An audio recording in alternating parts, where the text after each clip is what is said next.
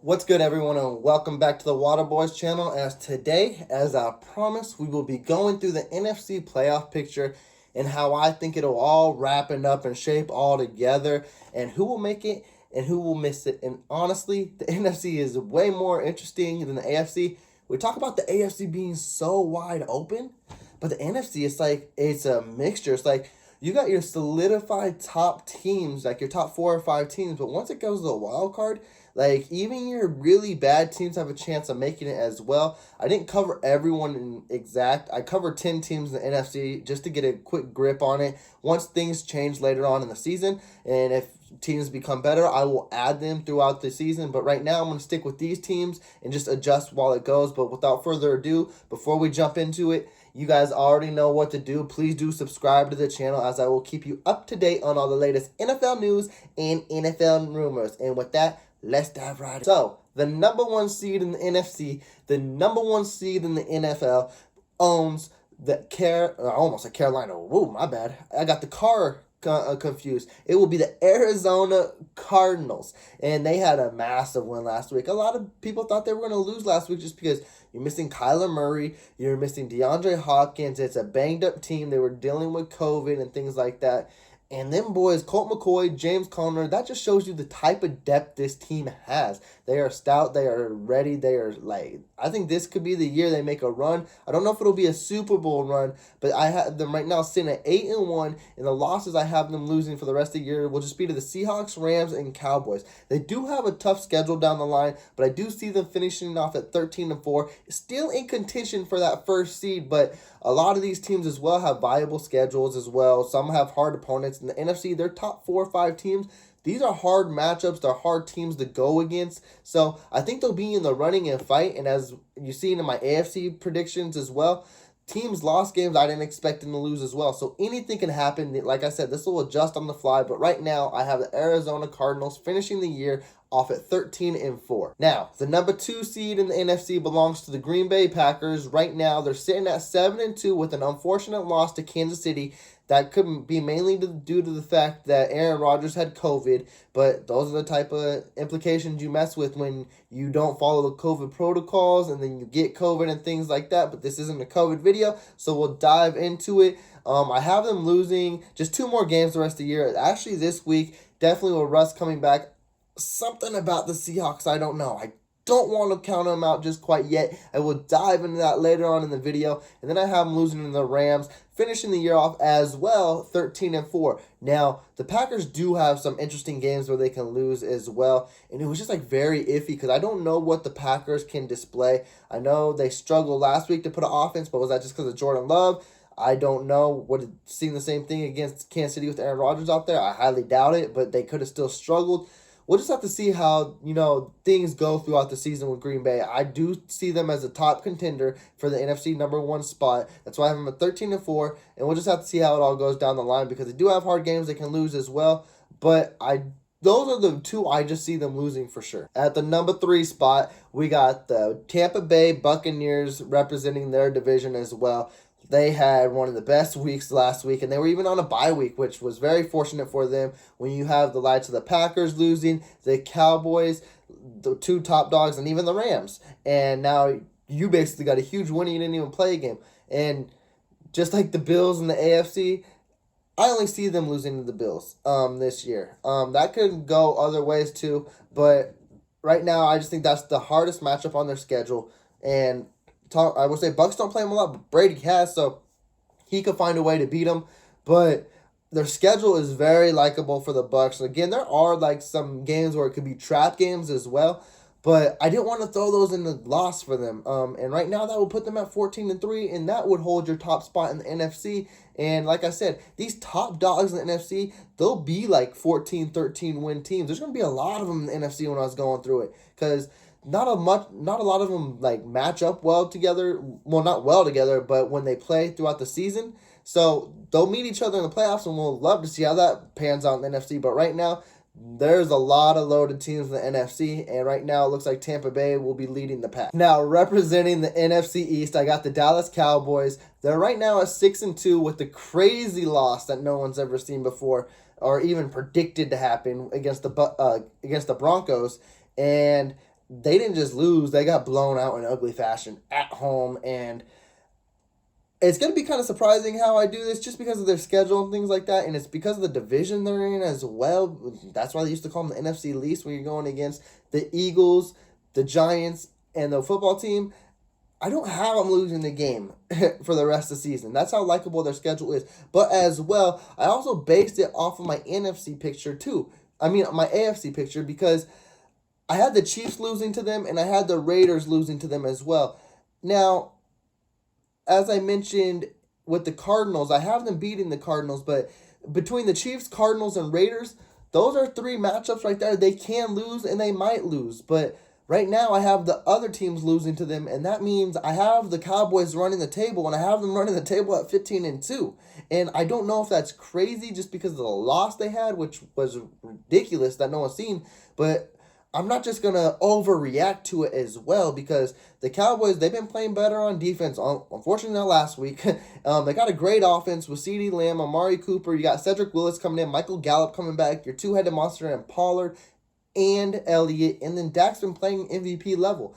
This is a hard team to bet against right now, and I wouldn't be surprised if it's 15-2, but those three games, Chiefs, Raiders, and Cardinals, they can lose as well, too. Like I said, and I'm going to keep saying, we just got to see how the schedule plans out for the rest of the year. Now, at your number 5 seed as well, another disappointing loss. It was from the Los Angeles Rams when they played the Tennessee Titans, but it wasn't as bad as what the Cowboys displayed as well, because Tennessee's defense came out strong. They came out hitting. They came out ready to take over the game, and they did. And the Rams couldn't have an answer for that. It was unfortunate, too, because I had the Rams winning that game, definitely when Tennessee was missing their biggest piece in Derrick Henry, but they proved that they're more than just Derrick Henry, so that will be something to see for the rest of the season as well. But with that, I also have the Rams only losing one game as well, and that would be to the Seattle Seahawks. Now, they could lose to the Ravens, but in my AFC predictions, I had the Ravens losing that game, so I have them running the table at 14-3. And when I said that the NFC is loaded at the top, that means I have the Cardinals finishing at 13-4, Packers at 13-4, Bucs at 14-3, Cowboys at 15-2, and the Rams at 14-3. That's 5 teams over 13 wins. That's crazy. If it pans out like that, I don't think we've ever seen an NFC this loaded. And that's crazy to see, because usually the AFC are the ones that have the contenders, but it looks like it flipped around this year to the NFC, and let's see if they could represent well this year and if they could take a Super Bowl, because with Kansas City representing, it's been hard. Yes, the Bucs did take it last year, so I'm not discrediting it in that, but it just seems like it's always been loaded in the AFC, but it looks like times are changing and it's going in the NFC, so we'll have to see how this all plays out as well. Now, here's where I said it falls off kind of crazy, is because you have those top 5 solidified, like they're going to make the playoffs, they're a lock, it's guaranteed. And then you jump into your 6th seed, it's going to be the New Orleans Saints. And I don't want to discredit the Saints for anything that they haven't done or have done this year, but you're missing Jameis, you're missing key pieces on your offense. It's just hard for me to find wins for you guys, and I don't know. It's like they're a mediocre team, so it can go either way. They could beat a good team, and then they could lose to a bad team. So right now, I have them finishing off the season at 9-8, which is still a good record, but definitely for a Trevor Siemian team. But I have them losing to the Tennessee Titans this weekend, the Eagles, Bills, Cowboys, and Bucs. And the unfortunate thing with that, I think it goes in that order too. I think they play the Titans, Eagles, and Bills and Cowboys, and that's just a brutal lineup to go against. Definitely for Trevor Siemian, who hasn't been practicing as a number 1 all year. He did look good throughout times against the Falcons, but it clicked in later. So let's see if that transitions well to this game against the Titans. But the Titans are looking like the powerhouse of the AFC, so I just can't expect them to take that one. I don't know, and there's not really no quarterback on the market. Cam Newton just signed with the Panthers, so I'll be talking about the Panthers in this video as well to see their playoff odds. But I don't know. In the Saints, there's no solidified number 1 receiver. They could sign Odell. We'll see how that goes as well. But no Michael Thomas for the rest of the year.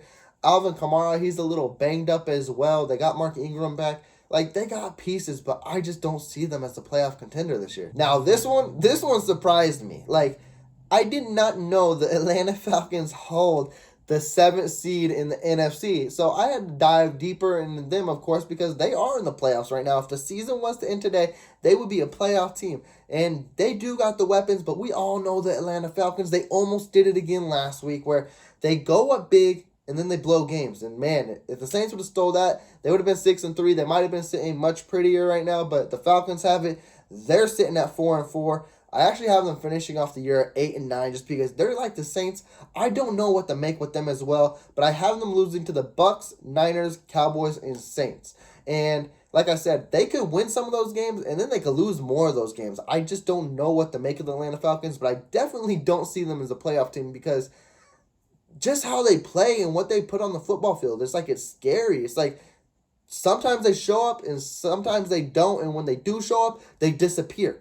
And I don't see that being as a playoff-capable team, and I don't see them definitely take on the likes of the top 5 teams I mentioned as well. Now, we are going to the teams that are in the hunt, and surprisingly, well, I don't even know if it's surprisingly because not a lot of teams that even consider them playoff contention, but when they started the year and you start off 4-0, like the Carolina Panthers, now they're sitting at 4-5, and no one knows what to make of this team whatsoever, just for the fact Sam Darnold's played abysmal in the last 5 weeks. That's why they dropped the last 5 games, but maybe their savior is back. They just signed Cam Newton. We'll have to see how that does.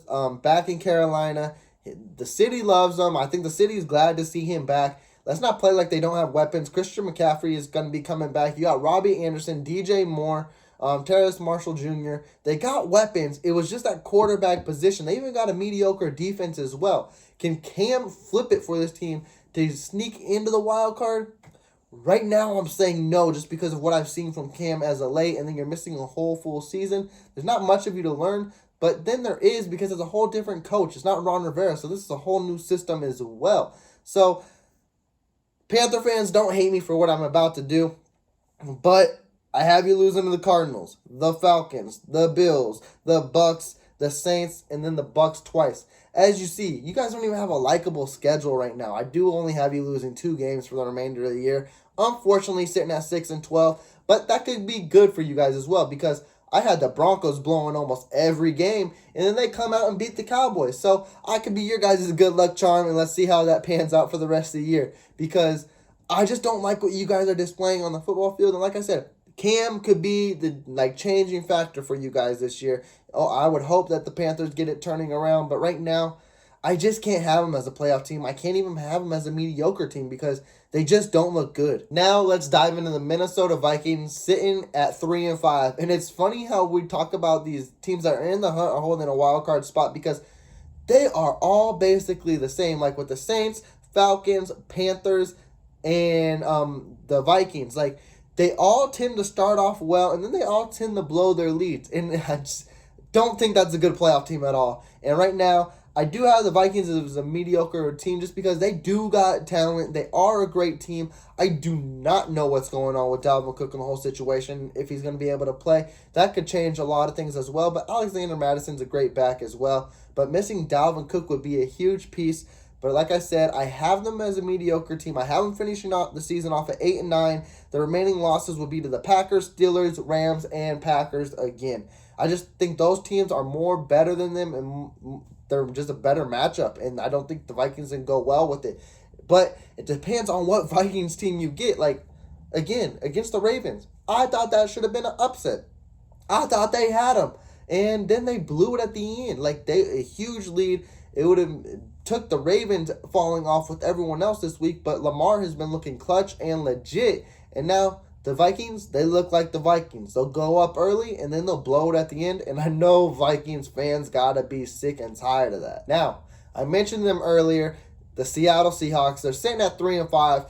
It doesn't look great, but I don't want to say it's favoritism because they're not really my team or anything like that. But I could see them running the table as well. I just have them losing to the Cardinals for the rest of the year, finishing off the season at 11-6. And with that, mentioning all those teams that are mediocre to me, that should get them like a 6 or 7 seed in the playoffs. They're getting Russ back. They're getting Chris Carson back. Who knows? Odell could go there as well. And you already got DK Metcalf, Tyler Lockett. You had Odell there.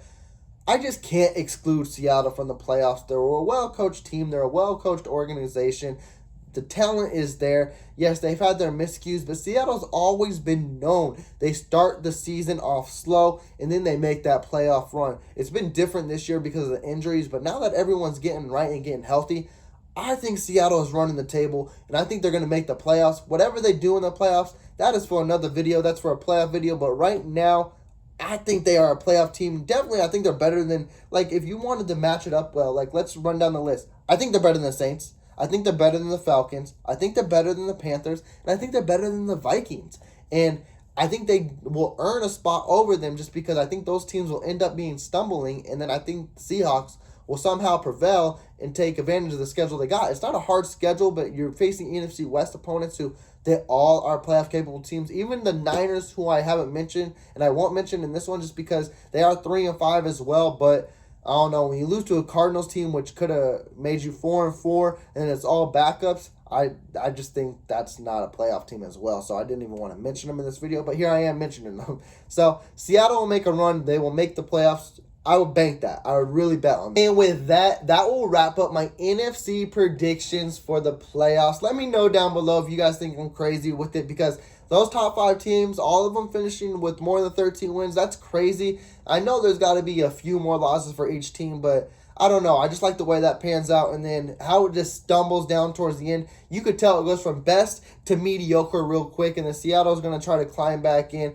But it's crazy. Let's just see how this season wraps up. And like I mentioned in the beginning of the video, please do subscribe to the channel, as I will keep you up to date on all the latest NFL news, NFL rumors, quick game recaps. I might even dive into your team as well. So with that, take care and enjoy the rest of your day.